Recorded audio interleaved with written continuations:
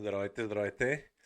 Включен съм днес, защото искам да ви споделя едно видео, което мисля, че е доста важно и трябва да се гледа всеки човек в България, не само в България, в целия свят. А, видеото е от канала на Гарис Economics. Казва се What does Elon Musk want? Като Илон Мъск тук е само пример, понеже е най-скорошният пример за супер богат, той е най-богатият човек на планетата в момента, който влиза в политиката, подкрепяйки Тръмп. А, общо взето в видеото се обяснява, че най-големия проблем, то не е само в това видео, в повечето видеа на този пич, се обяснява, че най-големия проблем на обществата в момента е растящото неравенство между супер богатите и обикновените хора, като средната класа почти изчезва и в целия свят има супер много бедни хора и 1-2%, не знам колко са, или може и 10 да са максимум, супер богати хора. Това е огромният проблем. Сега ще ви го пусна, като вие дори сами може да си го гледате. Пишете What does Elon Musk wants в YouTube. Ще ви пусна, ако не знаете английски, ето тук си пускате субтитрите. English Auto Generated, първо кликате. След това кликате на Subtitles Again, Auto Translate и търсите България, Bulgarian. Така, пускам го. Okay, welcome back to Gary's Economics. Today we're going to talk about Elon Musk. Okay, so for those of you who don't know, Elon Musk is the world's richest man and he is the owner of Twitter and Tesla, and he has recently made his big entry into politics, supporting Donald Trump aggressively. Donald Trump, of course, won the election. It looks like he will give Elon Musk an official role in the US government, and he has started intervening quite aggressively in politics in a lot of countries, including here in the UK, but also all across Europe, generally supporting the anti-immigrant far-right, right-wing parties. And we're going to talk today about what we can learn from that, from this movement of Elon Musk into politics. So I think the first thing which we can learn about this maneuver from Elon Musk is I think it's a really good demonstration of something which I've been trying to educate, trying to illustrate a lot on this channel, which is that when the super rich get really, really rich, that doesn't not affect you. It has an impact on you. On this channel, we talk a lot about the need to tax the rich more in order to protect living standards, and we often get the pushback, that's the politics of envy, you shouldn't tax the rich, it doesn't matter if rich people get rich, we should focus on getting rich ourselves, the rich being rich doesn't affect us. And this is a really good example of why the rich being super rich does affect you. The rich getting richer and richer and richer, and ordinary people owning fewer and fewer assets, that affects you because the rich are competing for the same resources that you need. There's only a certain amount of things in the economy, only a certain amount of housing, only a certain amount of education, universities, doctors, dentists, physical space in the cities. As the rich get aggressively richer, they start to consume more stuff, and that means less stuff for you. And the way that you normally see that is, for example, housing in the cities gets more expensive. That's because the rich are consuming more, the rich are richer, they can pay more, they push the prices up. But it's not just housing, right? It's the same with, for example, university education, access to doctors, access to dentists, access to space in the cities. You know, you see here in London, we see a lot of pubs closing down, they're being replaced by generally housing. Whereas if you go into the centre of the city, luxury hotels, luxury restaurants, theatres, they're booming, they're doing better than ever. What you're seeing here is the rich competing with you for space, out-competing with you, and the result is you get less space. And the way that you see that is generally the prices of things that you buy going up. And I think with this Elon Musk case, we start to see another example of this, which is the rich are also competing with you for essentially the ownership of your politics, your politicians, and your media. And this has always been the case. It's the case also for economists. So I studied economics when I was a teenager at the London School of Economics, which still is a big elite university here in London. And I got very good grades there, and I had a choice when I went to graduate. Who do you want to work for? Do I want to work for the government, trying to help the economy, trying to support the economy for ordinary people, getting paid 40, 50, 60 grand a year? Or do I want to work managing the money of the rich, getting paid £1 or £2 million a year? And it's not just bankers, right? It's the same for dentists, it's the same for doctors. You know, I went to a grammar school and a lot of my friends are dentists, and they can work in the NHS, or they can do Botox for rich people and they can get paid 3 or 4 times as much, right? But it's also the same for politicians. And I'm always reminded of David Cameron. So I think the Prime Minister of the UK gets paid something like 150 grand a year. I think that's the salary.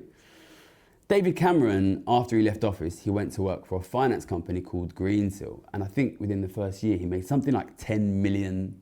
Now, I want you to ask yourself, why does a finance company pay David Cameron £10 million 1 year after he leaves office? Is David Cameron an excellent trader? Is he an excellent financial analyst?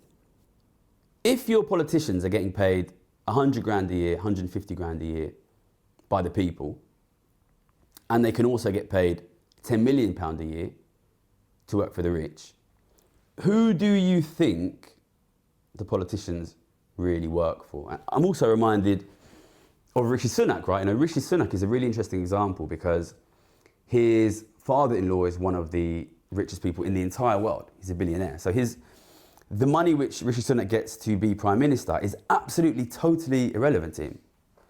But the money that his family will get from his father-in-law, that is clearly enormously his major financial interest, right? So you got to ask yourself then, when somebody like Rishi Sunak is deciding things like how should we set tax policy, how should we tax rich people, do you think he speaks to his father-in-law? When David Cameron knows that when he leaves office he's going to work for Greensill and get paid £10 million in 1 year, when he's making his decisions, do you think he speaks to the guys at Greensill who are going to pay him £10 million? So in the case of doctors, dentists, universities, but also economists, also politicians, you are in a competition. The politicians can make a certain amount of money working for you, and they can make a certain amount of money working for the rich. And when the rich are super, super, super, super rich, and your average taxpayer is increasingly poor, it gets harder and harder and harder for you to compete with them. And I think this is the reason why we saw for long, long periods of time, really high amounts of corruption in poor countries, because the local people of those countries can't afford to pay their politicians very much. Whereas extremely wealthy people in other countries can pay these politicians enormous amounts to basically give the resources of those countries to these wealthy people.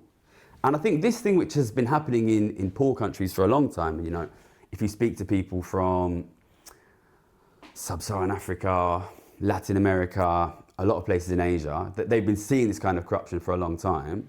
In the West, we've been relatively protected by that for a reasonable amount of time because we've had a wealthy taxpayer and we haven't had these super wealthy foreign billionaires who can influence our politics. As inequality has increased, the taxpayer, ordinary families have become poorer, the super rich have become richer, and you have basically found yourself in the same situation that Latin Americans and Africans have been in for a long period of time. You cannot compete anymore for ownership of your politicians with the super rich. And I think this is this classic example of why inequality matters for you. Because if you allow the super rich to get even richer and you allow the middle class to lose their assets, they will increasingly outcompete you for the things that you need. And that includes your politicians, and it includes your media as well. It includes your media as well. Now, if we consider the media, if you work as a journalist, you need to be paid. Most people need to be paid. They've got to pay their rent, they've got to pay their bills. There's two ways you can be paid as a journalist, right? You can sell journalism, sell news to the people, or you can sell your services to the rich and say, if you pay me, I will sell stories that promote the ideas that you want to promote. And, you know, if you are an American watching this channel, you'll be very aware of where that ends up. You end up with extremely biased media. Their job is not to tell you the truth. Their job is to sell a certain story for you because they get paid by very rich people who want you to believe certain things. So this is the effect of inequality. This is the effect on inequality. And this Musk thing makes it really, really clear how inequality affects you. If you allow the rich to get really, really rich, to get really, really powerful, they outbid you for control of your politicians. They outbid you for control of your media, and they outbid you for access to your resources. And then what you get is politicians who don't care about you, media who lies to you, and the inability to access resources, which includes things like food and housing. And where does that lead us? As soon as Donald Trump won the election, Tesla stock price doubled. Tesla stock price doubled. Why did Tesla stock price double when Donald Trump won the election? Because traders think that Donald Trump is going to use taxpayer money, your money, if you're an American, to give to Tesla and to give to Elon Musk. That is what inequality does. Inequality gives the rich the power to directly access your tax dollars. That is the end result. That is why you need to care about inequality. That is why you need to care about the distribution of wealth. That is why you need to care about the distribution of power. Okay, so that's my first point done. Така, това беше първата точка. Абсолютно съм съгласен, подкрепям чиста истина. Затова има толкова голямо значение разпределянето на богатствата. Има определен брой ресурси в икономиката на този свят.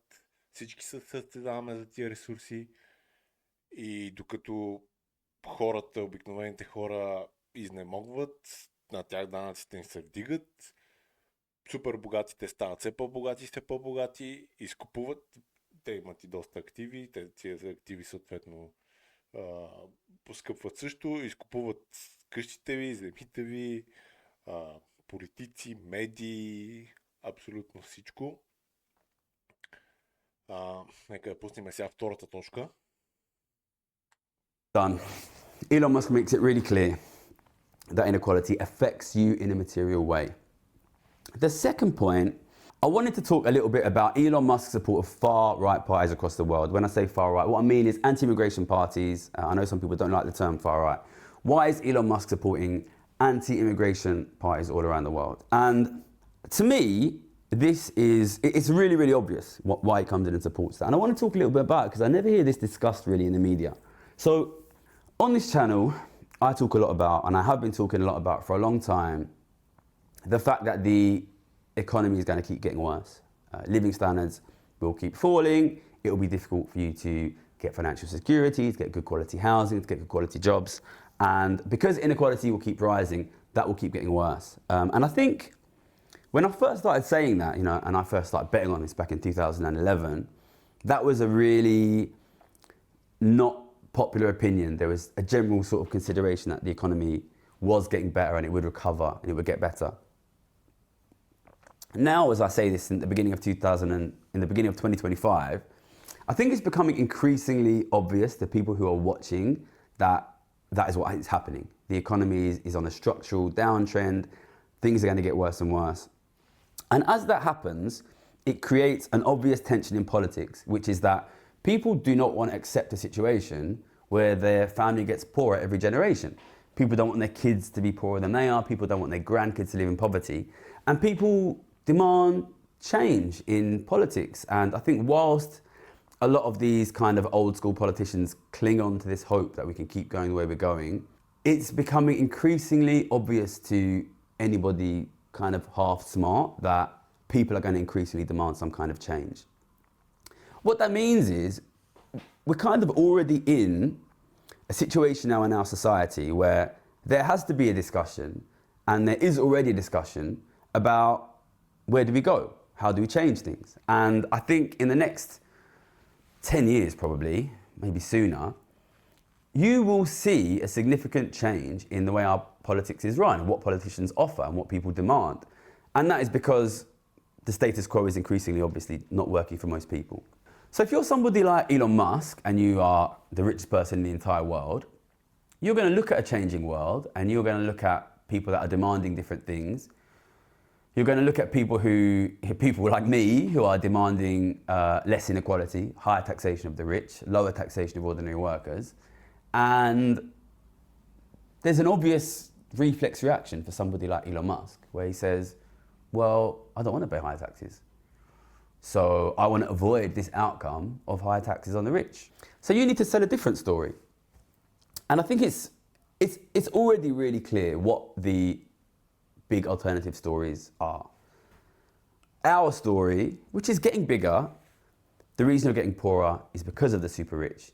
You need to tax the super rich more. But there's one story which is much bigger than that, which is the reason you're poor is because of immigrants. The reason you're poor is because of foreigners. And if you are Elon Musk, you're looking out there in the world of new alternative economic ideas. Which one of those ideas do you want to win? Now, I would like to make it clear, I think a sensible billionaire would probably realize it's economically destabilizing to keep inequality growing more and more. But most billionaires don't think like that. They just don't want to pay higher taxes. They want to keep getting richer. They're kind of obsessed with it. That's why they get rich. So what are you going to do? You are going to financially support the idea that immigrants are the problem. And I think sometimes people think that I'm some sort of super pro-immigration guy. I'm not a super pro-immigration guy. I recognize that it is massively in the interests of the rich to tell you that the problem is immigrants. Because if you don't think the problem is immigrants, you might work out that the reason you're getting poor is because of the super rich and they don't want you to know that. So this is the situation that Elon Musk is in. He's going to support that. And the truth is, and something that increasingly worries me, it's not just Elon Musk who's going to support that. Other super rich people are going to support this idea because they realize that hatred of foreigners and hatred of immigrants is the main thing standing between them and higher levels of taxation. And they don't want to pay more tax. So they're going to fund it. They're going to fund these ideas. And more money is going to flood into that. If inequality keeps increasing and keeps increasing and keeps increasing, living standards will get worse and worse and worse and worse. It will be extremely destabilizing, and it will destabilize an economy which already provides unbelievable levels of luxury to the rich and the super rich. I don't think this is the right thing for billionaires to do. There's this story, I don't know how true it is, that the reason that the French cut off the heads of the rich and the English didn't is because the English super rich accepted they need to give a bit back. And they gave a little bit back to ordinary people. They increased living standards of ordinary people. And apparently that's why we still have a royal family. And the French royal family are all dead. I think a sensible billionaire would accept that if they stop inequality from increasing, we can stabilize this fall in living standards. And they can protect their own situation. But the fact is, most super rich don't think like that. They very simplistically want to keep their taxes down. I wanted to talk a little bit about where that puts these guys, people like Musk, who are funding and increasingly funding anti-immigrant political parties, anti-immigrant ideas. Because what is interesting is, it is in their interests for people to hate foreigners and for people to hate migrants and for people to think that migration is the key problem. But it is interestingly also in their interests to keep migration high, because what these guys primarily need is for you to hate migrants and for you to think migration is the problem. And the best way for them to achieve that is to have loads of stuff in the media saying migrants are the problem, and also to have really high levels of immigration. Because if immigration is really low, first of all, it would rapidly become clear that that didn't stop the economy from getting worse. But secondly, it's a lot easier to get people to hate migrants when there's loads of migrants coming all the time. And that is why you see Trump in this really interesting situation where he's simultaneously funding anti-migrant parties and arguing that we need to have high levels of immigration in the US. And it really, really reminds me of what the Conservatives did when they were in power. So the Conservatives, and I think this is the smartest thing they did, and I'm surprised in a way that they've got people smart enough to do this. The Conservatives really, really fought hard to have a specific kind of migrant kicked out of the country, which was illegal migrants coming over in small boats. At the same time, the Conservatives did Brexit.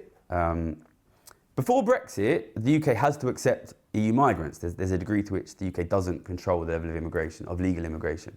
After Brexit, the UK can choose how much legal immigration it has. So the Conservative Party basically had complete power over the vast majority of migration. Illegal migration is only, I think, 2 or 3% of overall immigration.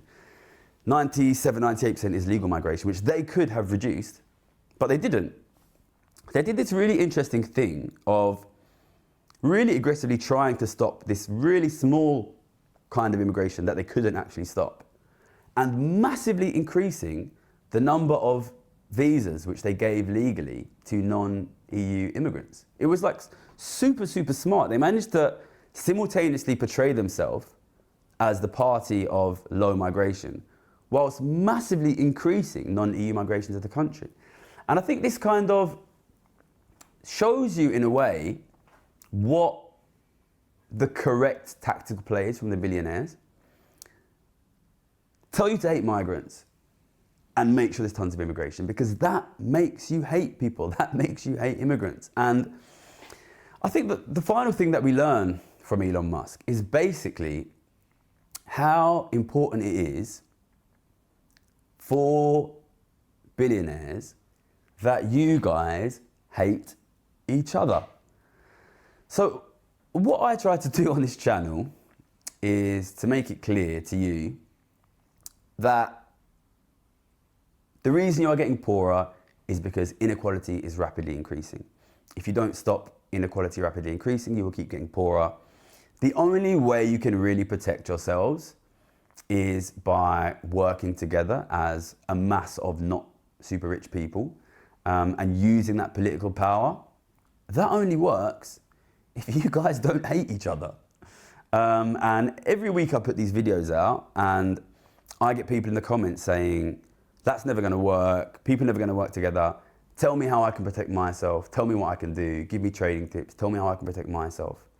Rising inequality, rising top 1% inequality, means more and more and more of you lose every year. There's no way to change that other than stopping inequality from rising. And I think what people like Elon Musk want is for you guys all to be living in this Squid Game where you all think, I don't care if only one of us will win and 99% of us will lose. I want to fight the people around me to be in that 1%. You need to change the game. You need to change the game. You cannot play a game where every single year 95% of you lose, 96% of you lose, 97% of you lose, and you keep hoping to be in that 1%. You need to change the rules of the game, and that means working together. So, to conclude, Elon Musk is a great example of why inequality is a danger for you and your family. These guys are going to take the things that you need. They're going to take your politicians, your economists, your media, and ultimately your housing and your food. That is what it means. You need to fight inequality. The only way to do that is to work together. That's why these billionaires want you to hate each other. If you hate each other, they'll win. If you work together, you can win. Support the channel, tax the rich, cut tax on ordinary working people. Send this to your friends, send this to your mum. Thanks for your help. Good luck.